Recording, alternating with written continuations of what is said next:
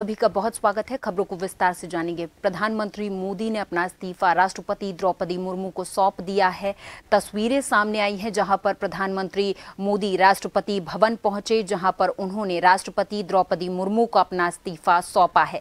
लोकसभा चुनाव 2024 के अंतिम नतीजे आ चुके, जिसमें एग्जिट पोल में लगाए गए अनुमानों के उलट इस लोकसभा चुनाव में भारतीय जनता पार्टी 241 सीटों पर विजयी होने के बाद बहुमत से पीछे रह गई। हालांकि एनडीए 292 सीटों के साथ सरकार बनाने के अपने मजबूत दावे के साथ खड़ी रही। वहीं सभी प्रमुख विपक्षी दलों के गठबंधन इंडिया ने भी 234 सीटों पर अपनी जीत हासिल की। चुनावी नतीजों के आने के बाद प्रधानमंत्री मोदी की अध्यक्षता में बुधवार को 17वीं लोकसभा की आखिरी बैठक हुई, जिसमें इसे भंग करने की मंजूरी दे दी गई है। और इस खबर पर हमारे साथ हमारे संवाददाता विवेक शर्मा अधिक जानकारी के साथ फोन लाइन पर जुड़ गए हैं। विवेक, 17वीं लोकसभा को भंग करते हुए प्रधानमंत्री ने अपना इस्तीफा राष्ट्रपति द्रौपदी मुर्मू को सौंप दिया है। विवेक, देखिए, लोकसभा चुनाव 2024 के नतीजे कल सामने आ गए हैं और नतीजों पर गौर डालें तो 293 जो है एनडीए गठबंधन को सीटें मिली है, तो वही इंडी गठबंधन को 234 सीटें मिली है। ऐसी स्थिति में पूरी तरह जो है सरकार बनाने का दावा अब एनडीए गठबंधन की ओर से पेश किया जाएगा। प्रधानमंत्री नरेंद्र मोदी ने आज राष्ट्रपति द्रौपदी मुर्मू को अपना इस्तीफा सौंप दिया है। कुछ देर पहले प्रधानमंत्री नरेंद्र मोदी राष्ट्रपति भवन पहुंचे और राष्ट्रपति द्रौपदी मुर्मू को अपना इस्तीफा सौंपा। इस दौरान राष्ट्रपति ने उनका इस्तीफा स्वीकार कर उन्हें कार्यवाहक प्रधानमंत्री बने रहने को कहा है। अब प्रधानमंत्री नरेंद्र मोदी एक बार फिर जो है अपने प्रधानमंत्री पद की हैट्रिक लगाएंगे। एनडीए गठबंधन की तीसरी बार सरकार बनने जा रही है। सरकार बनाने का दावा माना जा रहा है कि आज निर्णय लिया जाएगा। तमाम गठबंधन के जो सहयोगी दल हैं उनकी आज बैठक हो रही है और बैठक में तय किया जाएगा कि आखिर क्या आगे क्या कार्य योजना रहने वाली है, किन मुद्दों को लेकर के आपस में सहमति इनकी बनने वाली है, किसे पार्टी को कौन सा विभाग दिया जाना। इन ऐसे तमाम मुद्दों को पहले सुलझाकर सरकार बनाने के लिए दावा जो है वो पेश किया जाएगा। माना जा रहा है कि 7 जून को प्रधानमंत्री नरेंद्र मोदी राष्ट्रपति भवन जाकर अपने सरकार बनाने का दावा जो है वो पेश कर सकते हैं, क्योंकि बहुमत एनडीए गठबंधन को साफ मिलता हुआ नजर आ रहा है। 293 सीटें जो है वो एनडीए के पास है।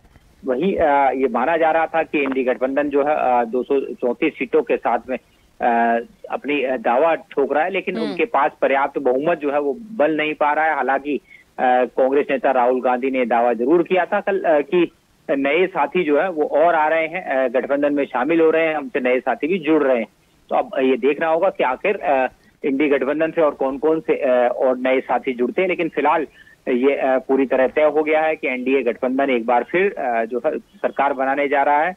प्रधानमंत्री नरेंद्र मोदी की यह हैट्रिक होगी। तीसरी बार प्रधानमंत्री नरेंद्र मोदी जो है वो प्रधानमंत्री पद की शपथ लेंगे। विवेक, आपने विभागों की बात की यहाँ पर, तो क्या किसी की तरफ से कोई विभाग मांगा गया है? ऐसी कोई अटकलें सामने आई हो तो?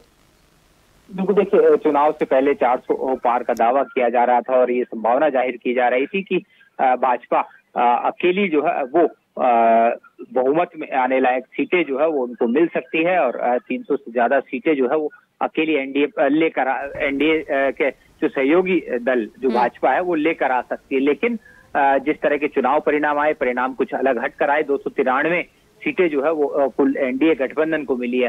तो ऐसे में तमाम जो इस वक्त राजनीतिक हालात बने हैं, चुनाव परिणाम आने के बाद जिस तरह के समीकरण अब बनते दिख रहे हैं, तो जाहिर सी बात है कि चंद्रबाबू नायडू और नीतीश कुमार जो है वो एनडीए गठबंधन में शामिल थे।